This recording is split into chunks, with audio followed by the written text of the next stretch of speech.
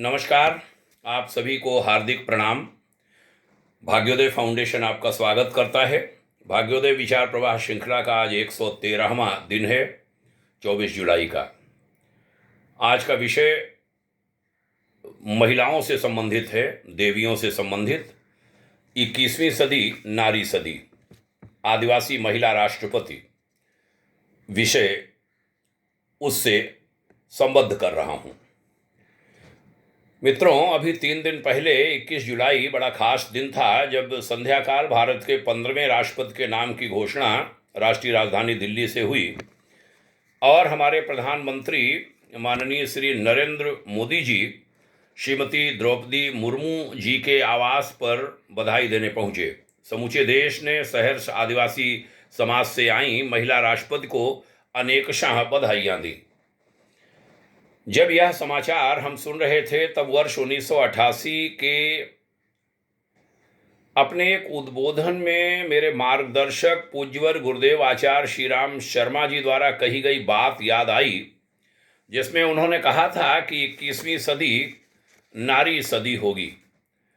गुरुदेव का बसंत पर्व पर जीवन का वो अंतिम उद्बोधन था, जिसमें उन्होंने बताया था कि 15 बरस की आयु में हिमालयवासी मेरे गुरुदेव की सूक्ष्म सत्ता से मिलने के बाद आज मेरा 63वां बसंत है।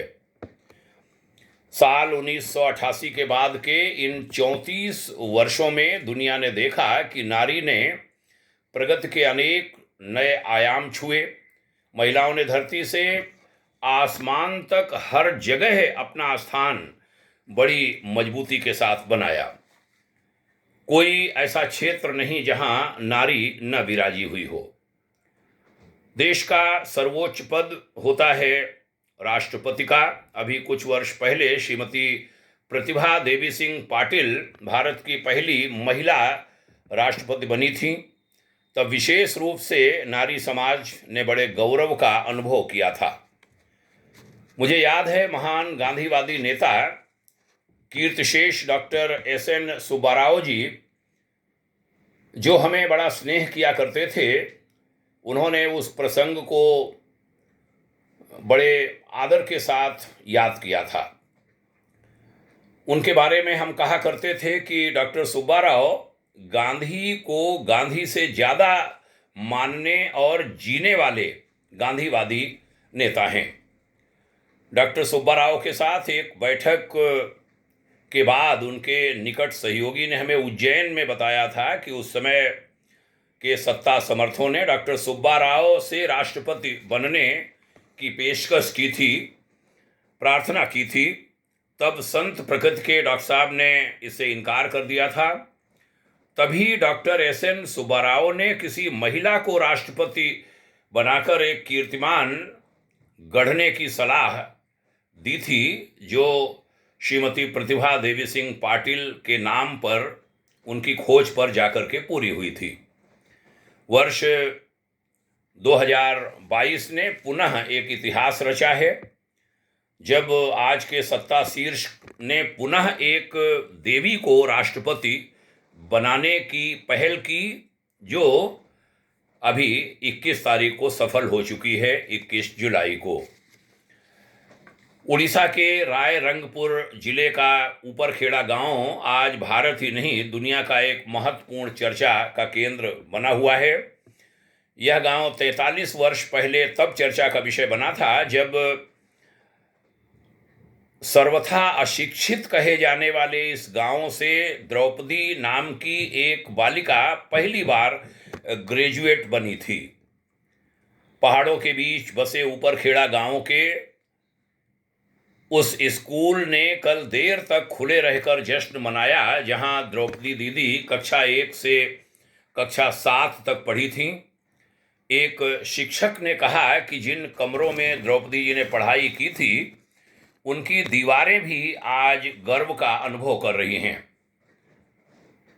एक गांववासी बोला, दीदी के सामने जो पेड़ लगे थे और उनके सामने जो पेड़ बड़े हुए, वो भी आज झूम झूम कर खुशी मना रहे हैं। जिस घर में उनका जन्म हुआ था उसमें उनके बड़े भाई की पुत्रवधू दुलारी मुर्मू जी रहती हैं।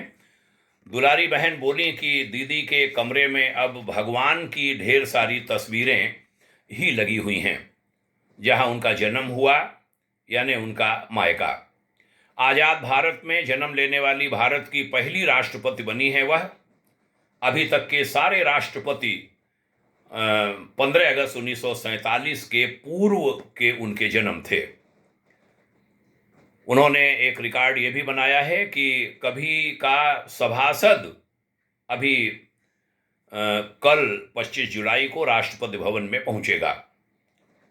सबसे युवा राष्ट्रपति का खिताब भी आज उनके नाम ही लिख गया है। कहते हैं उड़ीसा से भी पहली बार कोई व्यक्ति राष्ट्रपति बना है।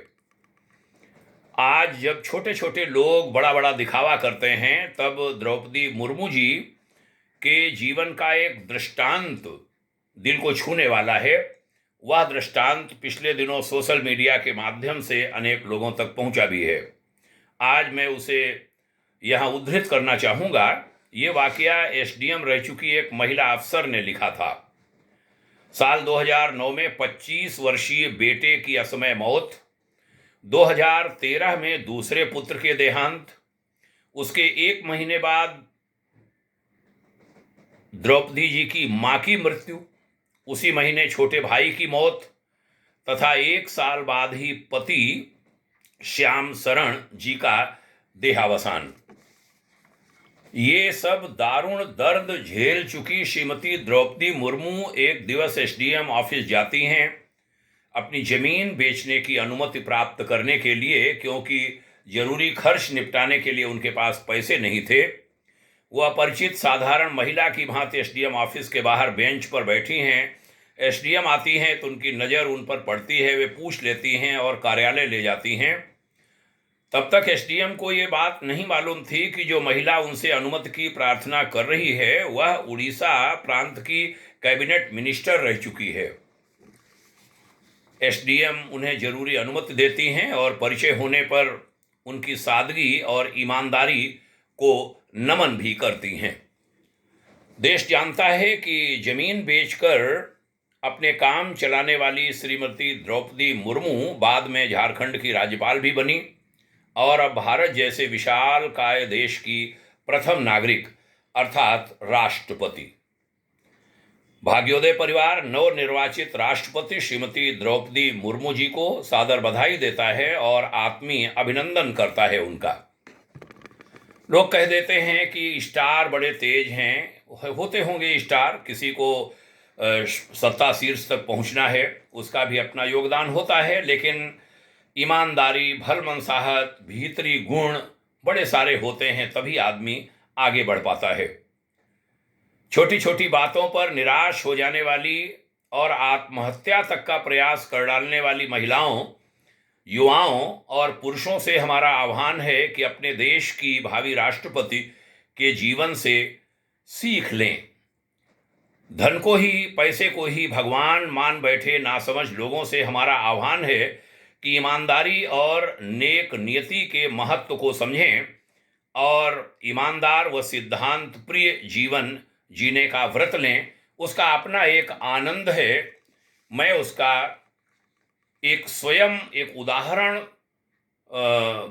बनने का मैंने प्रयास किया है, इसलिए ये जो शब्द हैं ये मुझे अच्छे लग रहे हैं। मन किया कि इनको कोट करूं। खराब परिस्थितियों में पढ़ाई छोड़कर घर बैठने का मन बना लेने वाले किशोरों और युवाओं से मैं कहूँगा कि वे 25 जुलाई को राष्ट्रपति की शपथ लेने जा रही द्रौपदी मुर्मू जी से महान शिक्षण लें। कल उनका शपथ ग्रहण होगा नई दिल्ली में।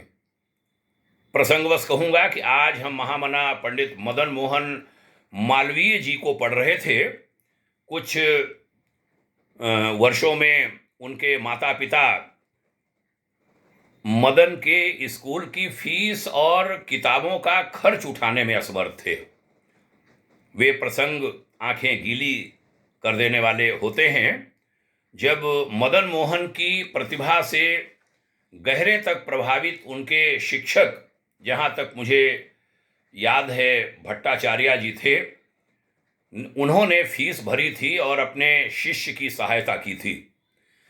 बाद में जब काशी हिंदू विश्वविद्यालय बीएचयू बनाया, बनारस हिंदू विश्वविद्यालय, पंडित मदन मोहन मालवीय ने, और जगजीवन राम नाम का एक मेधावी युवक कहीं उन्हें मिला, जब उसे उन्होंने बोलते सुना और पता चला कि वो आगे पढ़ाई करने में उसे कठिनाइयां हैं गरीबी के कारण, तो जगजीवन राम की उन्होंने मदद की थी, जो बाद में बाबू जगजीवन राम नाम से जाने गए और देश के उप प्रधानमंत्री तक भी वह पहुंचे। ऐसी बातों की चर्चाएं नहीं होती।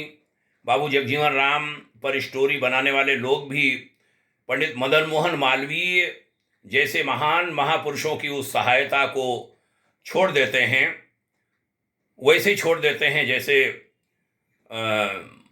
बाबा साहब भीमराव अंबेडकर की सहायता करने वाले अंबेडकर को छोड़ दिया जाता है, जिनके नाम से बाबा साहब जाने गए। तो इसको भी कोट करना चाहिए, जिसने जहाँ पर सहयोग किया हुआ हो उसका उल्लेख करना चाहिए, ये ईमानदारी की बात होती है।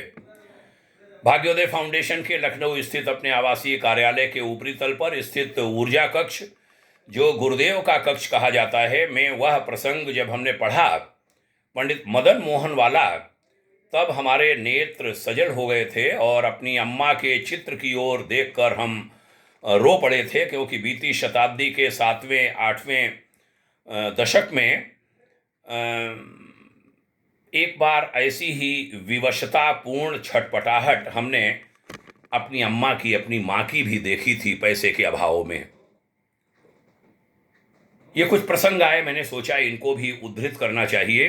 हमारा देश संघर्षशील व्यक्तित्वों से भरा देश रहा है। आइए हम सब संघर्ष को, चुनौतियों को अपना साथी माने, अपना सहचर बनाएं और संघर्षपूर्ण जीवन जीते हुए नित्य सफलताओं की ऊंची सीढ़ियों पर चढ़ते हुए चले जाएं। संघर्ष की पर्याय भारत की 15वीं राष्ट्रपति बड़ी बहन आदरणीय श्रीमती द्रौपदी मुर्मू जी को हमारी अनेकशः बधाइयाँ, स्नेहादर भरी मंगल कामनाएं। भाग्योदय विचार प्रवाह श्रृंखला में प्रसंगवश आज यह विषय लेते हुए हमें हार्दिक प्रसन्नता है। हमारी शुभकामना है कि श्रीमती द्रौपदी मुर्मू जी वैश्विक परिवर्तन के इन महानतम क्षणों में भारत के सर्वोच्च संवैधानिक पद पर प्रतिष्ठित होकर कुछ अविस्मरणीय कीर्तिमान गढ़ें। उनके कार्यकाल तथा उसके बाद के 5 वर्षों में, उसके बाद के भावी राष्ट्रपति के कार्यकाल में हमारा जो भारतवर्ष है वह सत्य सनातन संस्कृति का संवाहक बने, विश्व का सिरमौर राष्ट्र बने, देश के सभी लोग एकजुट हों और यह देश जगत गुरु कहलाए। हमारी यही शुभकामना, मंगल कामना है। आज भाग्योदय विचार प्रवाह श्रृंखला की इस कड़ी में यह विषय लेते हुए पुनः हर्ष का अनुभव करता हूँ। आपने सुना, इसके लिए साधुवाद। ये अच्छे विचार, अच्छी बातें यदि आपको लगती हैं तो अन्य लोगों में भी पहुंचनी चाहिए। सुनने के लिए पुनः आभार। आप सभी को प्रणाम, ढेर सारी शुभकामनाएं। जय हिंद। ओम शांति।